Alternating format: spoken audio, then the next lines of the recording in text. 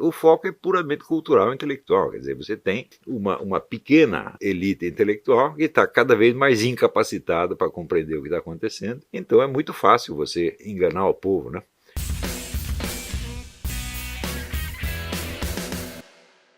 De cara, assim, me parece que o principal problema no momento é a desproporção entre as gigantescas operações que se movem no terreno internacional, a partir de ou governo de superpotências ou de organismos internacionais, e a capacidade que o Brasil tem de reagir inteligentemente ou criativamente a esse desafio.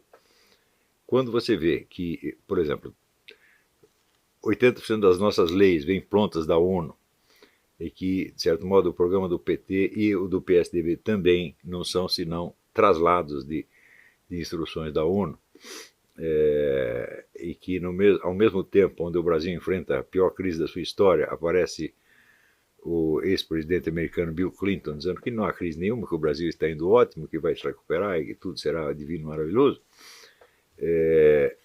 Você vê que um dos fatores que asseguram a permanência no poder de um governo que tem o apoio de apenas 1% da população é o respaldo internacional. E você vê que até hoje, se não fosse pela minha própria influência, não haveria nenhum livro no Brasil sobre essa questão da nova ordem mundial. Fui eu que forcei editoras brasileiras a começar a soltar isso para dar para o povo assim, um mínimo de informação. Olha, o que tem uns camaradas lá na ONU planejando o seu futuro, tá certo? E vocês não estão nem sabendo o que eles estão fazendo.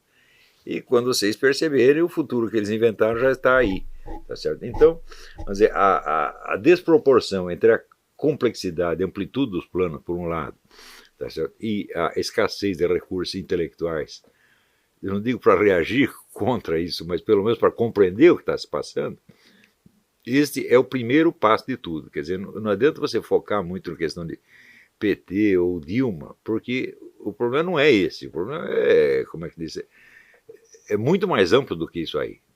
E a situação é muito mais complexa. Eu acho que sem um estudo desse fenômeno do globalismo como um todo, nunca vamos entender o que está acontecendo no Brasil, o que está acontecendo na Venezuela, o que está acontecendo na Bolívia.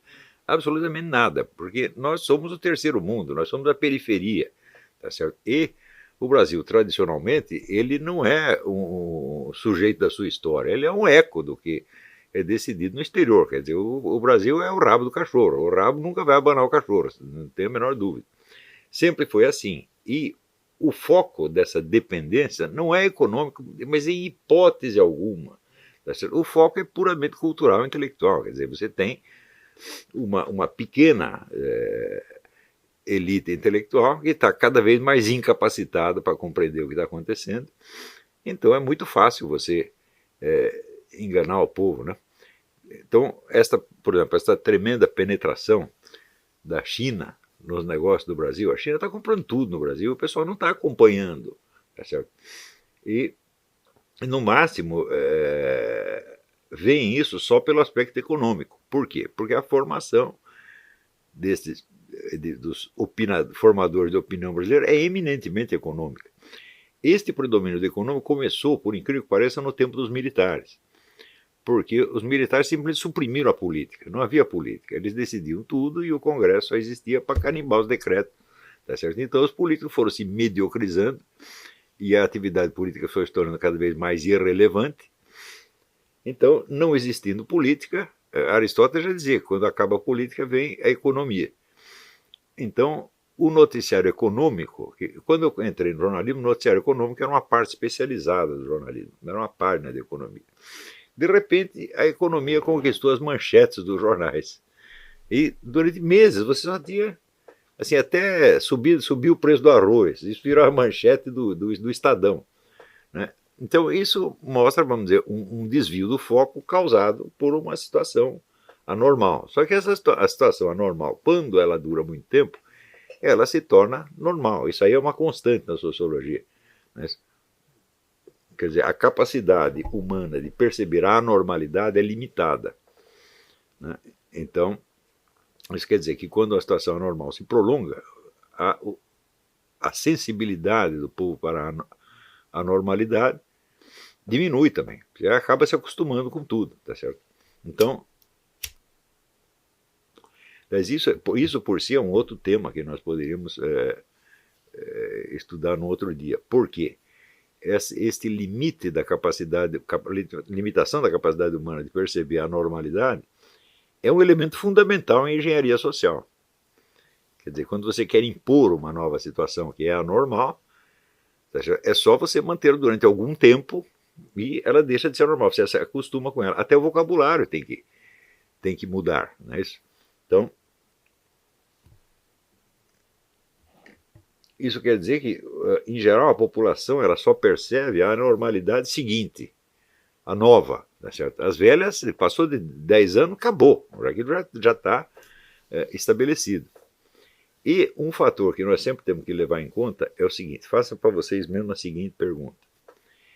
Quem, hoje em dia, dá instrução ao povo sobre o que é certo, o que é errado, o que é permitido, o que é proibido, o que é conveniente, o que é inconveniente, quem são os maus, quem são os bons, quem são os heróis, quem são os vilões, o que é boa educação, o que é falta de educação, o que você deve vestir, o que você deve comer, o que você pode falar, o que você não pode falar. Quem instrui a população sobre isso? São jornalistas.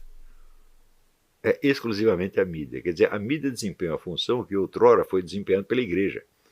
Ela é a educadora da população e, na verdade, é a única educadora. Por quê? Porque os padrões dela são automaticamente imitados na educação, nas escolas. A mente dos professores é formada também pelos jornalistas. Né?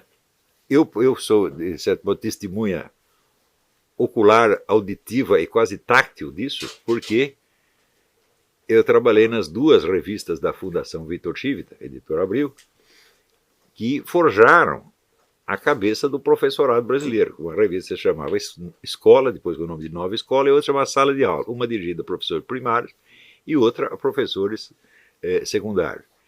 E foi por esta revista, e quase que exclusivamente por ela, que penetraram nomes como Emília Ferreiro, Freinet, esse pessoal todo desconstrucionismo. Esse trabalho levou 20 anos, não foi uma coisa do dia para a noite.